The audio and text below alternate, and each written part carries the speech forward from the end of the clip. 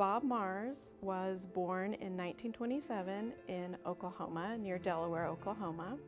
He was a cowboy, a saddle maker, a veteran, an artist, a collector, family man, a man of faith, and actually an educator, as well as a community-minded citizen here in the Texas Panhandle area. Bob started out cowboying in the Southwest and also in California.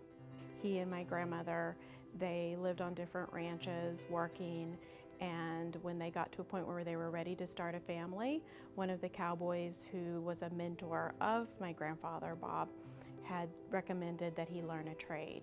So using the GI Bill, he went to a leather craft school at night while he was still working as a cowboy during the day, and learned how to tool and hand carve leather.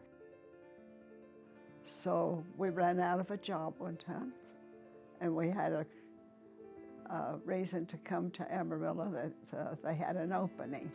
And he worked for this big company until they decided that they didn't want it any longer. We decided we would take over their debts and pay it off. And in 2 years, we had it paid for.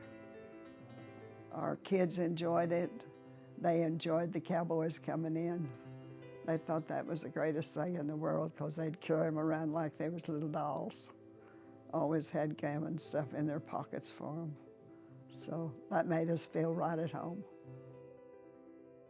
The project that I'm working on and that we're working on is to preserve and to continue the legacy of Bob Mars and Betty Mars. She's still living, my grandmother, and essentially the Bob Mars Saddle Shop collection, along with the legacy and the oral histories that are already out there that have been, that are part of the community. And all these items we're inventorying in a way that it's following museum protocols. Bob Mars already has several pieces and items throughout the U.S.